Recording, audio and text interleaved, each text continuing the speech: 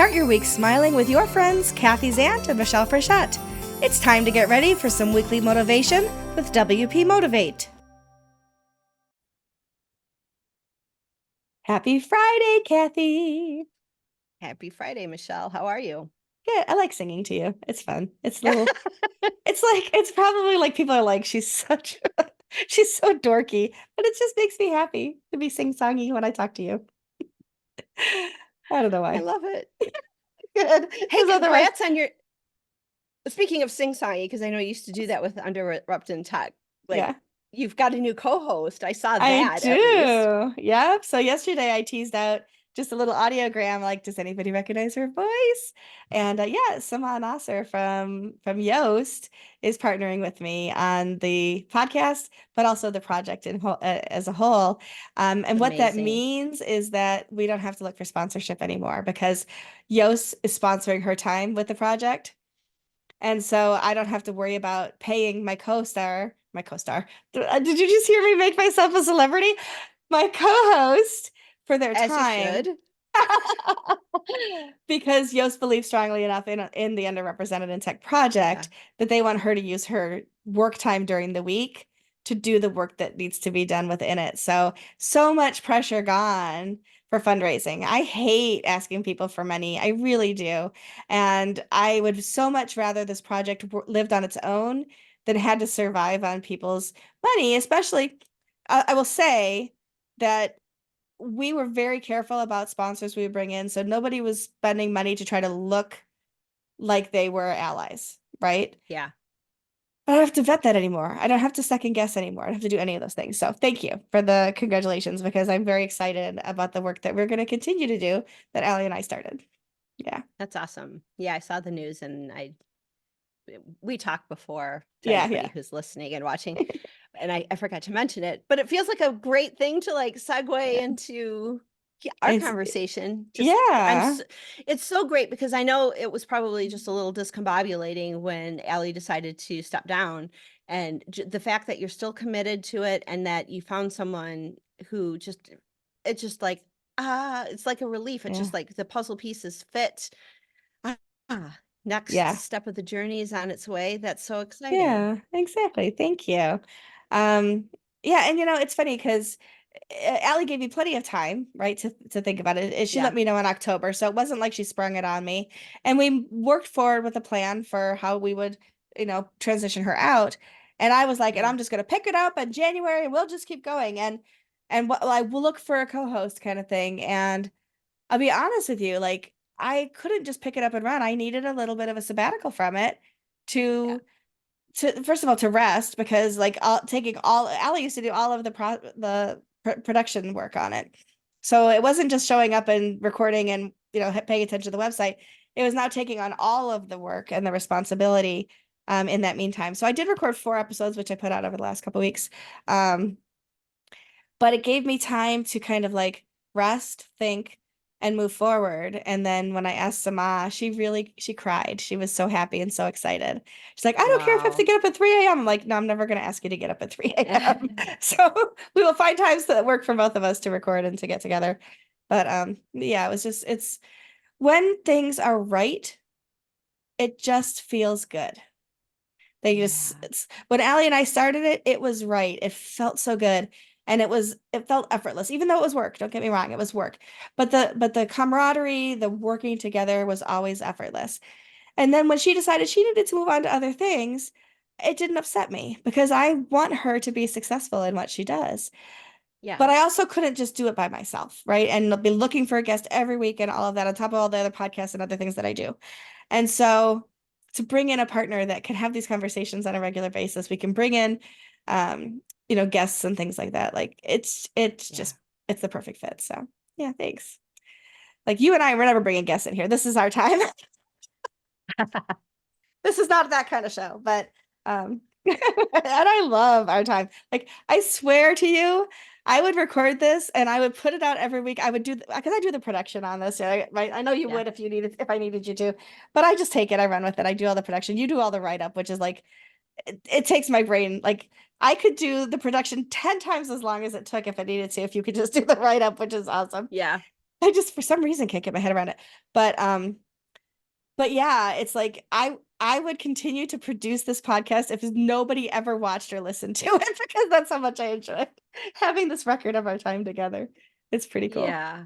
It's gonna be really cool in like 5 years to like look back Yeah. at Well, everything. not to get like macabre or anything about it, but like when I lost my dad a few years ago, like I found I haven't listened to them yet because I don't want to cry, but I found that my dad was on some podcasts about his industry. Boring as hell because it's like food processing, like the Yeah. food processing industry. But I will listen to them just to hear his voice because I don't have his voice anywhere, right? And this podcast that you and I have, yep, I have a ton of podcasts, don't get me wrong, where my daughter could hear my voice for eternity. But this one that you and I do is speaking from our hearts. And someday when I'm gone, she'll listen to these, I hope, and be like, my mom really had some really ideas, some good ideas, and she had good friends, Yeah. and Yeah. your daughter will do the same, and Max will do the same. So Yeah. it's kind of fun. Yeah. Yeah. I think it's great. I'm working on some content for the day job. Hmm. And I'm borrowing some from some of my husband's work for like the next big thing that I'm working on. And so I'm watching, he never wrote it down. It's like videos. And so I'm watching some old videos of him. Like they're old videos too. Like they're kind of grainy and everything. And I'm watching them and I'm like, oh man, it just takes it's hard. Philly's still here and Yeah, but life is different. he's it's different. He's not Hmm. that guy anymore, you know? And so Hmm. it's still hard. He's happy though. I'm not Yeah. he right now he's Sex in the City just showed up on Netflix. And so I just like, oh yeah, I know that it's good. You know, I know it's not going to be traumatic for him. And there's, Yeah. a little HBO nudity in it that he'll enjoy. And so I've been putting that on for him. It is so hard. I go in there, I bring him like a plate of food, and then it's just like, let's look at the TV. And I'm like, I have stuff to do. I cannot watch this. Oh my gosh, I need to go back and watch we'll watch it all again. But he's so happy, you know? I love it. Can All of Carrie's I tell you what I've been binging this week? You are going to laugh. what? The Love Boat. Oh my gosh. I've I just, watched a few episodes and it's just like, I it's mean, so that was on when I was a little schmaltzy. kid, right? Yeah, It's so exactly. old. It was in the 70s that show was on, so like we were Yeah. children. But Yes. oh my gosh, and the acting is so terrible and the storylines are so terrible. And like every night I'm just like eating my dinner like watching two or three more episodes. It's not even like Letterbox, it's like the skinny like the square Yeah. program and stuff like Who, that. It's so who's just some of the guys? Did you have Charo on or any of I've this? I seen mean, Charo. I didn't realize Kathy Bates, a really young Kathy Bates before she was well known, oh was wow. on an episode yesterday. Steve and Edie Gourmet, you remember them? Gosh, who else was on it? The very first one was oh, what's his name? JJ Dynamite. Remember him from Yes. JJ yeah, Walker. JJ Walker, Yep. yeah. And like, oh my gosh, it's so many. Diane Carroll was on it. Like all these like but the reason I started watching it is I was like, I saw something, I don't know what, like flew by in my vision one day, but I was like, Gavin McLeod. Oh, I wonder how old Gavin McLeod is. So I don't remember now what it was, but I looked him up. I was like, hold on a second. How old was he when he was on the Love Boat? He was like 42. I am 55. I'm like, Wow. oh, so I tweeted and I actually put it on Facebook where I got a lot of attention. Like, Gen Xers, we are now older than Gavin McLeod was when he played, Captain Stubing. And people are like, how dare you? But it's true. He Yeah, looks so that's old. I don't look that old. I'm just saying, I do not look, I keep saying doctor. I do not look Captain Stubing old, even though I've got him by quite a few years. wow. It made me laugh, It's and just I'm enjoying it. crazy. Yeah. I mean, the one thing you do have to do is you have to swallow past the racism and the misogyny in 1970s television. It exists. Oh, yeah. So you just have to acknowledge that it's there. You don't agree with it. Yeah. But it's gonna be there because that's just what it was. That's what the time was like. It's The historical. It's important. I Yeah, think it's important. I don't want to whitewash that. I want, no. even like some of the old cartoons and stuff, be aware of how far we've come, be aware where we Hmm. came from, like being aware that True. that was accessible social mores. That's how things were, Yeah. like, yeah, I remember when my mom started working when I was, well, it was in the 70s. I was younger, and she'll have stories about, well, I needed to because your dad, whatever. She wanted to, right? Hmm. But she had to fight for her place in corporate America doing what she did. And she was like the first woman that did this and first woman that did that, in her field, because there was just nobody else doing it. Right. Mom stayed home, except for, well, she had me. So keep an eye on your Yeah. brothers. That was, Yes.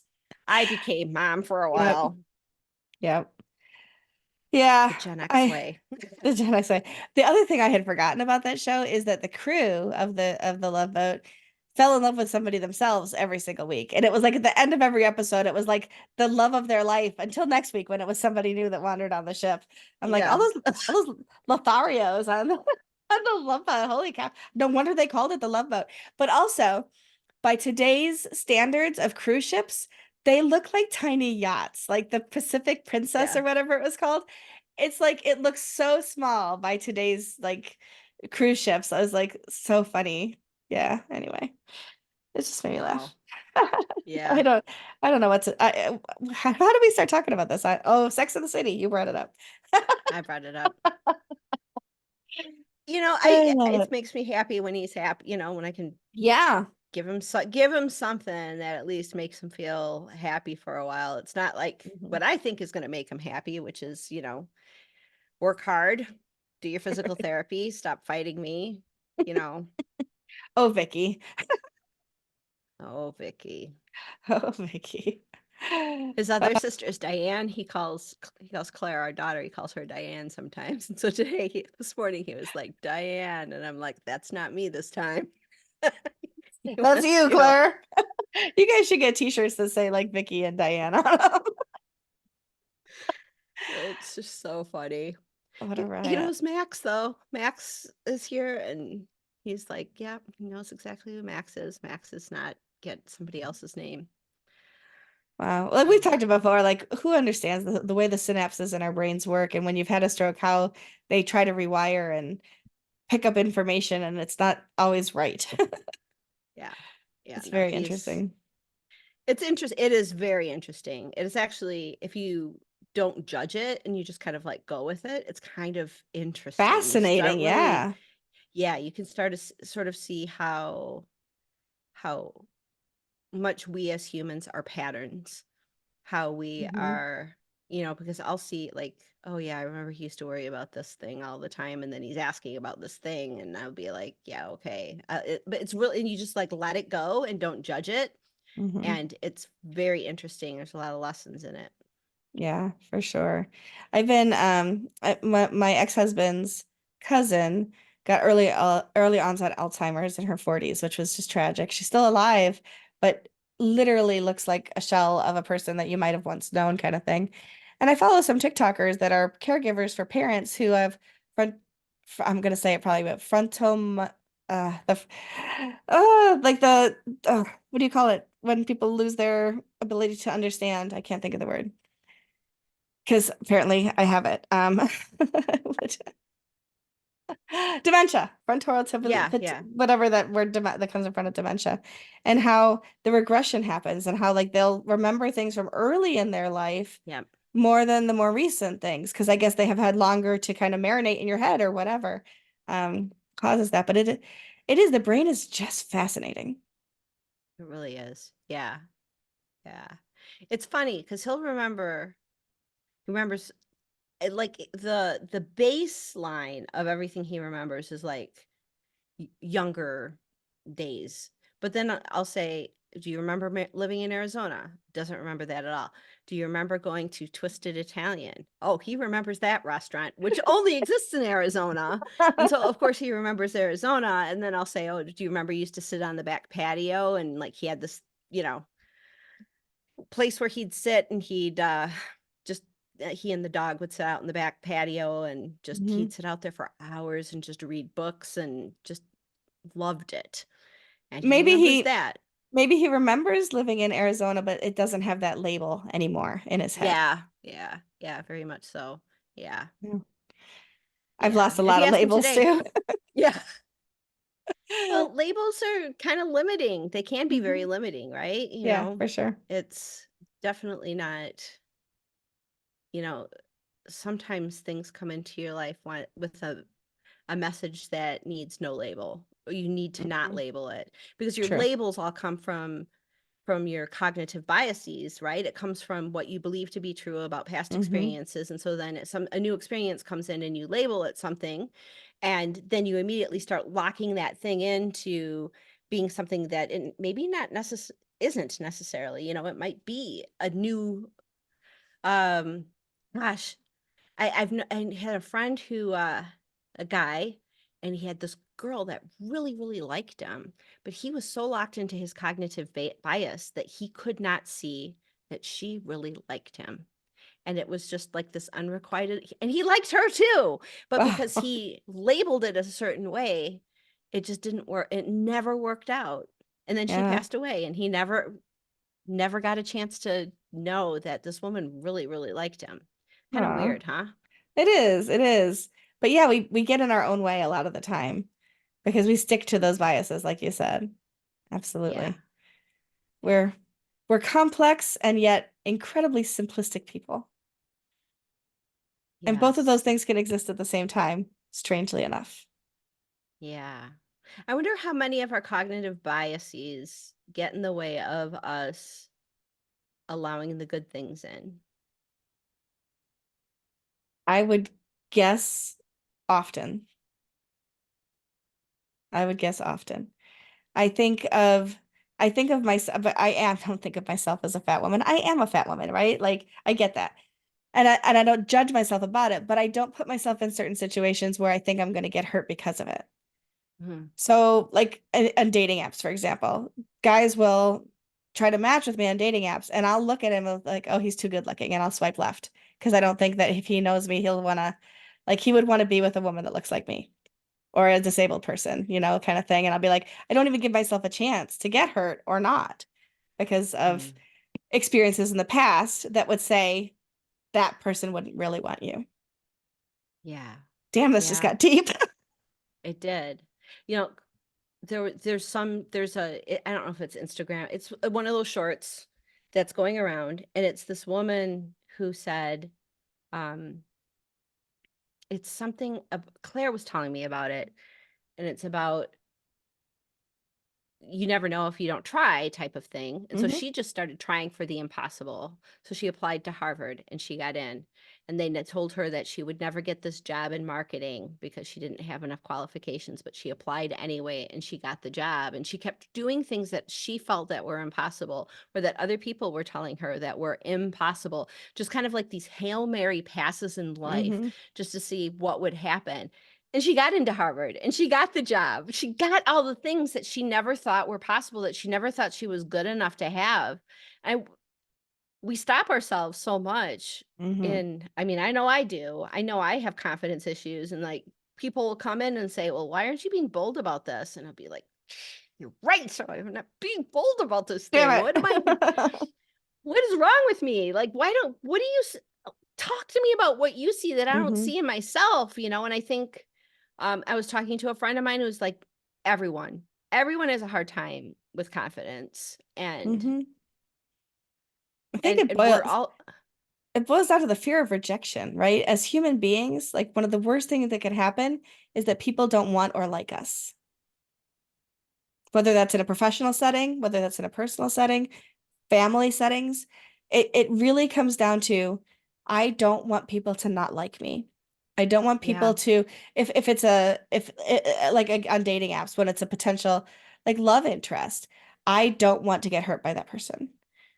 right, You don't apply for jobs that you think that you don't have stand a chance in hell because I don't want the rejection letter that comes from that.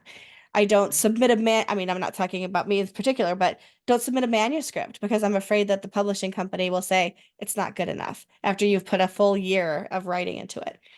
Or applying to speak at WordCamp Europe or US, like one of the big, or even just a local camp because you're afraid some people are afraid they'll get it and then they'll have to stand on stage, but mostly it's that you're afraid that of the rejection, and rejection hurts and we don't like to be hurt.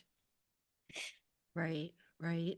I mean, that's my 2 cents anyway. Maybe that's just my brain. Yeah. Well, I think a lot of times people try to be something. So that, let's say, yeah, sorry, texts coming in from people who don't matter. Go away. Uh, rejection feels good on this side. Like, right? So let's take that applying for a word camp for an example. So you see, I know because I've applied to many word camps. You see Mhm. all these people who have been speakers before, and what the topics that they've done, and okay, that person got accepted, and so then you try to be more like this thing that you think is acceptable, and then you don't get accepted, and you tried so hard to be this thing, and you tried so hard to go outside and find this thing and be more of that and take your puzzle piece of who you really are and turn it into something else, and that's you got rejected. But you didn't get rejected. That imaginal thing that you created that you were doing so that you wouldn't get rejected, that got rejected. But you didn't even try to put you out there. Right. I'm not saying you, but I'm saying No, no, like in us, general, the like in generic you. general, Yeah. the generic Yeah. me, actually. I do something I do something like that where I try to, twist and turn and contort myself into being this acceptable thing, and then that gets rejected. Well, that was never really me because I didn't really go leaning in with who I really am. And a lot of times people are leaning in with a part of themselves that they don't they don't even really know who they are. They haven't really figured out like that authentic self within Yeah. that stands without a past, without a future, just stands in the present moment of all that is. And here I am, take me or leave me. And if you Hmm. reject me, I just know that it doesn't belong here because I know who I am. And like leaning into a word camp talk with that, Hmm. I don't think there's any way you can get rejected that way because you're so authentic. There's so much power to that. Hmm. It's something that is it's something that has no competition. It's something that has no comparison because you're not trying to be um I'm not trying to be, Michelle Frechette 2.0. I'm not trying to copy what Right. you're doing. I'm being the best me that I can be and there's no comparison to that. Yeah. How's that? I love it. And it's true. It's 100% true. And you reminded me of a book. I don't have it anymore on my shelf, and I don't think it exists digitally. So if somebody wants to go find this book, you'll have to probably go on eBay to find it because I don't even think it's in print anymore. But there's a book called Go for No. And the idea is it's about sales, right? And it's like Mhm. you try to get 20 people to say no today. Because if you get 20 people to say no, you might get one that says yes. But if you don't go after those 20 people, you won't get anybody, Yeah. right? And that's kind of how I think about applying for word camps now, right? Like I go for no. Like I applied to Word Camp Europe. I did not get selected 2 years running. And I'm like, okay, maybe they don't like me. That's fine, whatever. Or maybe my those topics just didn't fit in their vision for their word camp. And maybe I should think about that next year and think of a different avenue to go down, right? Um, Yeah. and like we've got just a couple weeks left till we can apply to speak at WordCamp US this year. And I was trying to think of like what should I talk about? And because I talk a lot about diversity and inclusion a lot, and I'm thinking people are probably tired of hearing me talk about that. And I was talking to somebody today from the LGBTQ community who said, you need to continue to shout that message because there are those of us in the community that need you to do that for us. Yeah. And I thought, okay, well, I'm going to submit a talk that has something to do with diversity and equity and inclusion and belonging because the message hasn't been heard enough for people to internalize it. So find a different Yeah. way to say it. So it's not just saying the same thing at every word camp, but and focus on it in a different direction. But I'm gonna go for no on that. See what happens. So I yeah, love it. this isn't at all what we said we were gonna talk about today. I love it. But No, it's but I good. love it when serendipitous things like that happen and it just kind of like, Yeah. you know. Yeah. And you and I never have to Close. force, we never have to force the conversation. We never sit here looking at each other like, well, we're gonna have to edit those 2 minutes of silence out. There have been a few times where I've been like, "Oh, man, I wish I did not say that." But Same, I same. know I know when those moments are, but do you? Exactly. Nobody else really knows, so it's like, I'll just whatever, Find the Easter egg. whatever. We dare you Yeah. to find the Easter egg in every episode. Yes, embarrass me, go for it. I dare you. Oh, anyway. So the message I'm going to take away this week from talking to you is just go for it authentically as me. Not what other Yeah. people say I should be, not what I think I should be in other people's eyes, but just put myself out there authentically. And if it doesn't get picked up, if that talk doesn't get picked up, if that guy doesn't like me, just move on because it doesn't matter. It really doesn't, but Mhm. guess what? You're the only you. You're the only person you've had to live with your entire life. You're the True. only person that you will continue to live with. Might as well get to know who that person really is and let them shine. And learn to like her, Yeah. right? Or maybe even love her. Imagine. Oh, we hope you all love yourselves and like yourselves and live your authentic journeys. And if you need somebody to slap you upside the head so that you start, we're happy to pull out the book and smack you. No, I'm kidding. But we hope you're taking something away from this too. Who knows what we're going to talk about next week? It'll be whatever's on our heart. We hope you'll come along for the ride, and we hope you have just a great week. And I don't know what else to say, so see you next week. Bye. This has been WP Motivate with Kathy Zant and Michelle Frechette. To learn more or to sponsor us, go to WPMotivate.com.